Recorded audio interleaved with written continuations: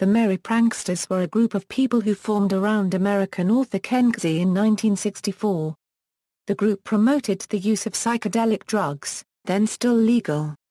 Ken Kesey and the Merry Pranksters lived communally at Kesey's homes in California and Oregon, and are noted for the sociological significance of a lengthy road trip they took in the summer of 1964, traveling across the United States in a psychedelic-painted school bus called Furthur or Furthur. During this time they met many of the guiding lights of the mid-1960s cultural movement and presaged what is commonly thought of as hippies with odd behavior, long hair on men, bizarre clothing, and a renunciation of the normal society, which they dubbed the establishment. Tom Wolfe chronicled their early escapades in the Electric Kool-Aid Acid Test. Wolfe also documents a notorious 1966 trip on Furthur from Mexico through Houston, stopping to visit Kesey's friend, novelist Larry McMurtry. Kesey was in flight from a drug charge at the time. Notable members of the group include Kesey's best friend Ken Babbs, Carolyn Mountain Girl Garcia, Lee Quarnstrom, and Neal Cassady. Stewart Brand, Paul Foster, the Warlocks, Del Close, Wavy Gravy, Paul Krassner, and Kentucky Fab Five writers Ed McClanahan and Gurney Norman were associated with the group to varying degrees. These events are also documented by one of the original pranksters, Lee Quarnstrom, in his memoir titled When I Was a Dynamiter. Origin of name. In an interview on BBC World Service in August 2014, Ken Babbs suggested that the name The Merry Pranksters was his idea. Kesey and George Walker and I were out wandering around and the rest of the gang were sitting around a fire in Garcia unregistered trademark S house in La Honda, and when we came back it was dark and Mike Hagen called out halt. Who goes there? And just out of the blue I said, 'Tis I, the intrepid traveler, come to lead his merry band of pranksters across the nation, in the reverse order of the pioneers. And our motto will be the obliteration of the entire nation. Not taken literally of course, we want a unregistered trademark T blow up their buildings, we unregistered trademark LL blow their minds. Membership equals on the bus equals, although many other friends and associates of Kesey came and went to his La Honda, California ranch in the Santa Cruz Mountains south of San Francisco, the core group of what became the merry band of pranksters who drove cross-country were, Ken Kesey, author, Neal Cassady, driver, author, Kathy Casamo, actress, girlfriend of Larry Hankin, Ron Bavitt, photographer, Ken Babbs, author, John Babbs, Ken Babbs' older brother, Jane Burton, Sandy Lehman Hoped, sound engineer, Paula Sunson, girlfriend of Ken Babbs, Mike Hagen, cameraman, George Walker, Steve Lambrecht, businessman, Chuck Kesey, Ken's brother, Dale Kesey, Ken's brother, Dr. Jimmy also known as Acid Slim, friend from Santa Clara. Equals off the bus equals, other on-again, off-again pranksters who did not participate in the first cross-country journey include, Roy Sebon, artist, Carolyn Adams Garcia, wife of Jerry Garcia and George Walker, mother of Ken Kesey's daughter Sunshine, Chloe Scott, dancer, John Page Browning, light show operator, Gordon Das Adams, Mountain Girl's brother, Anthony Dean Wells, Denise Kaufman, musician with the Ace of Cups, Ron Boise, sculptor, Tom Wolfe, author, Paul Foster, cartoonist, John Evenson, Peter Demmer, co-owner of Hip Pocket Bookstore with Kesey, Norman Hartwig, columnist, Bradley Hodgman, Margie Piggio, Larry Hankin, actor, Larry McMurtry, author, Stewart Brand, author and futurist, Del Close, comedian and performance coach, Wavy Gravy, entertainer and activist, Paul Krassner, author, The Warlocks, original name of the Grateful Dead, Lee Quarnstrom, author, Ed McClanahan, author, Gurney Norman, author, Linda Breen, Ray Donovan Slade, rock and roll manager, outlaw, Henry Beliveau. Eastward bus journey. On June 17, 1964, Kesey and 13 merry pranksters boarded Furthur at Kesey's ranch in La Honda, California, and set off eastward. Kesey wanted to see what would happen when hallucinogenic-inspired spontaneity confronted what he saw as the banality and conformity of American society.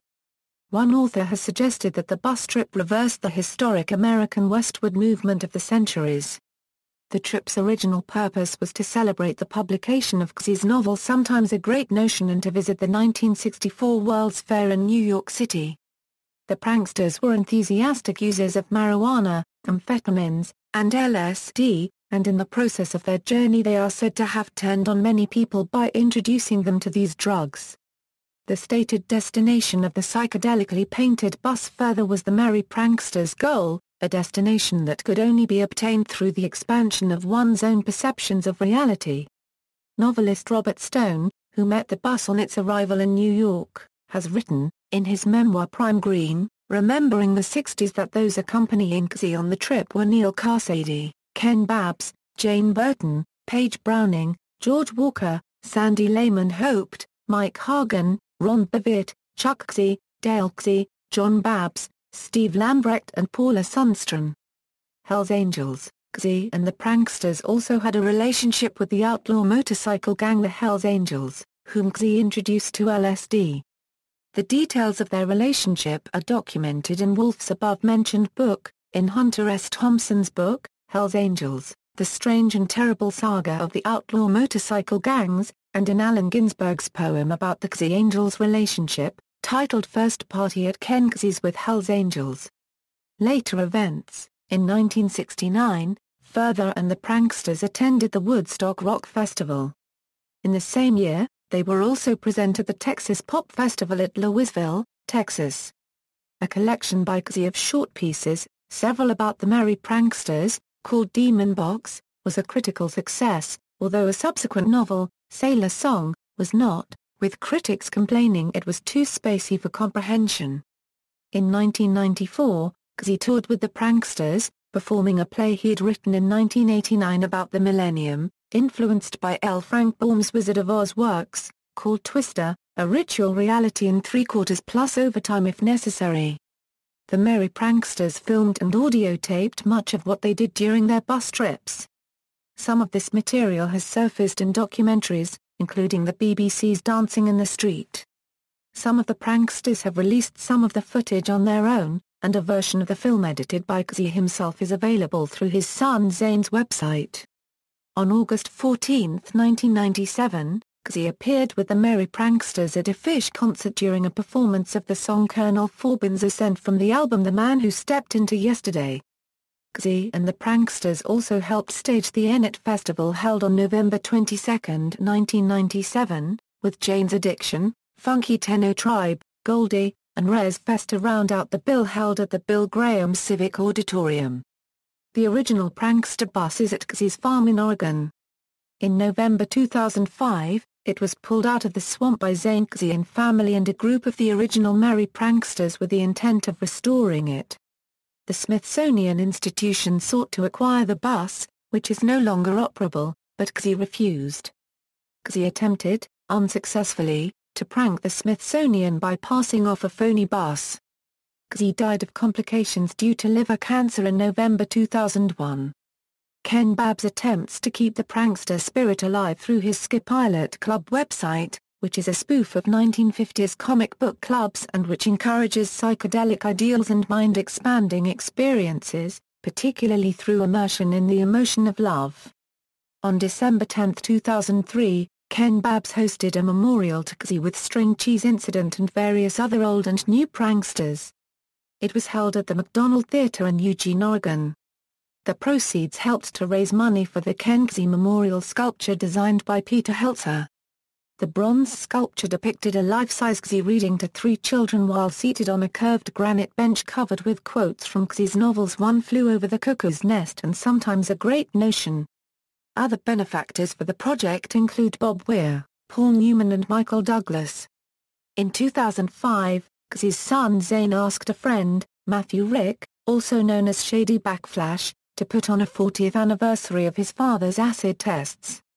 Matthew gathered a small group of promoters, including Rob Robinson from New York, to help him produce the event, which was held in Las Vegas on October 31, 2005.